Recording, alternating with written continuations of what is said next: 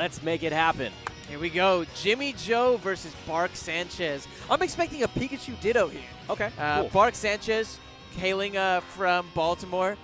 He, in my eyes, is the wild card of this tournament. You know, and he definitely feels like he's been turning it on because we saw him in Grand Final Doubles earlier today. So definitely he's feeling it. JimmyJoe, known as that commentary sensation. Yeah, we love JimmyJoe. Did he turn around to take a picture of us commentators? He did, and he took a picture of He's what's like, going on. Oh, so this is what it feels like to not be behind the mic. No, definitely happy that JimmyJoe can make it down again. And we're going to be seeing JimmyJoe with the red hat Pikachu and Bark with the naked Pikachu because if I remember correctly, Sheer says, I'm the only one that can wear blue hat Pikachu. And so Bark's like, well, I guess I'm either going green or naked.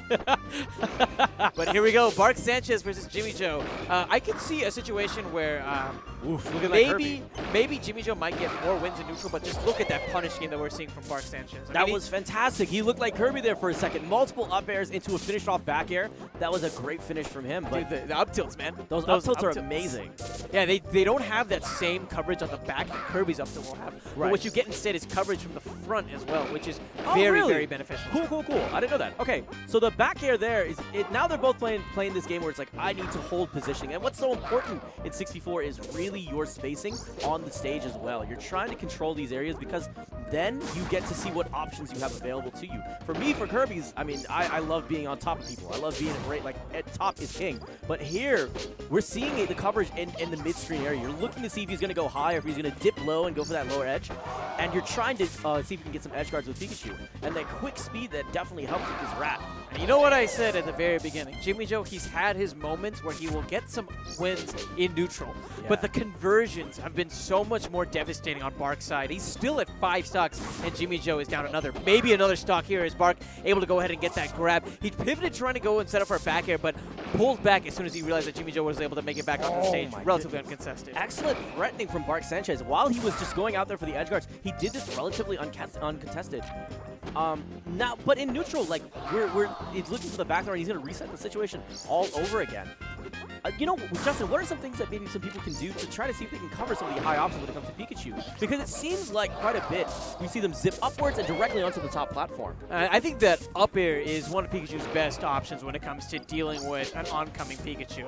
It's one of those options where if you're on the stage, it's a great tool to intercept because it sweeps the platform so nicely. But if you're trying to get a little bit more aggressive with your edge guarding and you maybe want to intercept that Pikachu before it commits to the second part of the recovery, a downer is a really good option because it's a nice meaty hitbox. So definitely a fair share of options overall.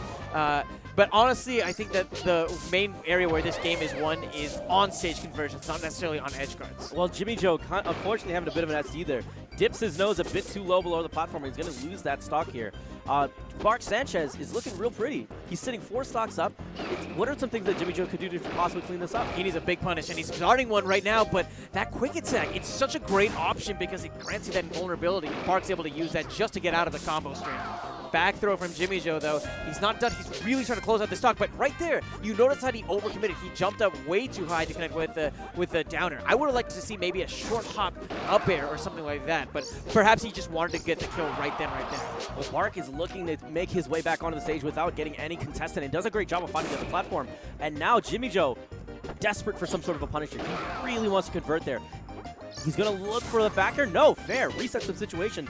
And now he's trying to have that chase down. And this is where it gets a lot harder. You know, you don't have that same sort of a combo game. And right there, JimmyJoe had an opportunity, but he didn't quite space himself to connect with that Thunder. That would have probably been enough to take the stock. But right there was what I was talking about before. The downer to contest before the second part of that quick attack can come out. Well, excellent job here. There's the back throw, and that's going to be the stock. JimmyJoe is definitely on the board now with 2 stocks here, but 85%.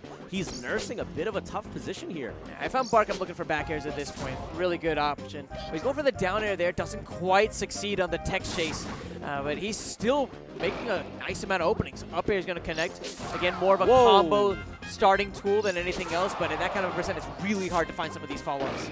So Pikachu in its own right can maybe suffer sometimes whenever it gets to these high percents, but definitely not to the degree of some other characters. I mean, Pikachu has just so many great KO options in general that it shouldn't be too hard for Bark to close this out if he can find that opening. But again, look at how Bark is playing. He makes a lot of work whenever it comes to the early percentage game, right? That's when you see that insane punish game, but we haven't seen how Bark can capitalize at the late game. Going for the down air, it's enough, seeing as JimmyJoe was already at 158%, and that's going to be game 1 in favor of BarkSanchez. Excellent choices between both of them. We saw a bit of what you were talking about there on the punishes for the edge guards. And in neutral, it felt like everything just swayed against JimmyJoe. He had some difficulties with conversions, but he had difficulties finding those stray hits. See, I might actually disagree with you a bit, Namsoon. I feel like if we counted up the number of openings that each player got, I think it's relatively similar. But the punish game was so much. If we each get 10 openings, and I put on 20% every opening, and my opponent takes a stock every opening, then they're gonna win. Plain and simple.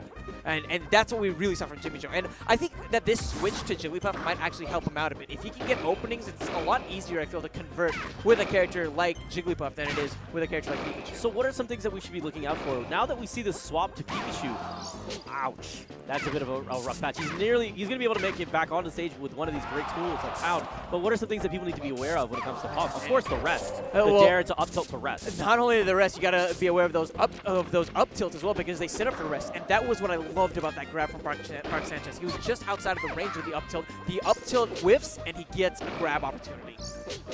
Excellent job going across the other side of the stage. We've been seeing BarkSanchez using this quite a bit, and with a character that's a bit slower on the speed edge as Puff, you're going to be BarkSanchez is going to be able to get to the other side and retreat and have ways back on the stage uncontested. Yeah, it's really, really tough for Puff because, like you said, she doesn't necessarily have the best movement options overall. You know, she doesn't float very quickly.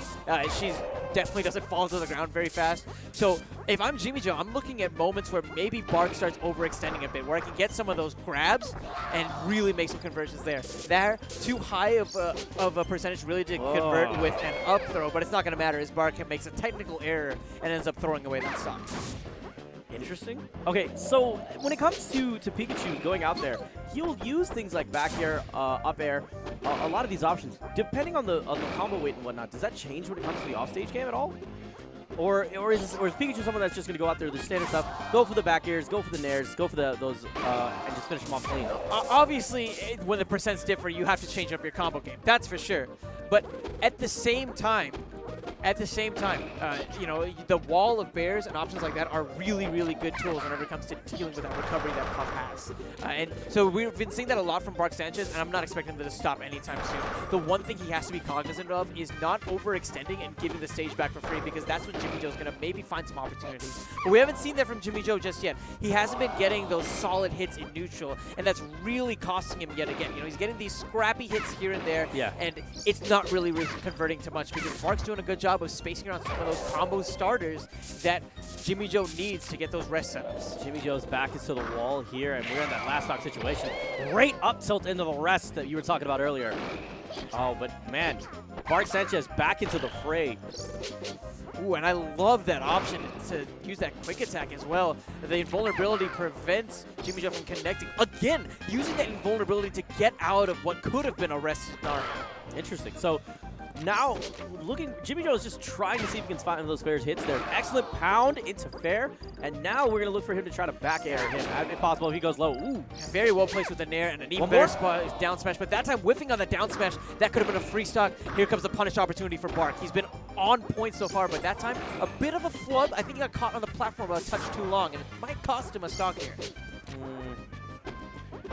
We talk a lot about how Puff doesn't necessarily have the best movement options, but one thing that she does have on the ground is that teleport. We saw JimmyJoe try to go for that option, but Bark was way out of range for that to really connect.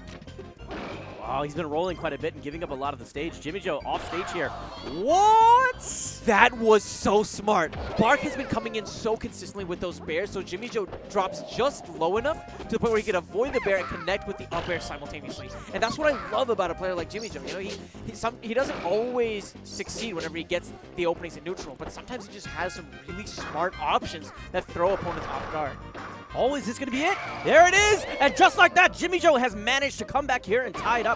And that's it. The thing about those rests, man, they're so good at ending stocks, but especially if you don't get those star KOs, you really leave yourself vulnerable. So, bit of a heartbreaker at the end there for JimmyJoe, but I'm pretty sure he's still going to be making it out of pools regardless.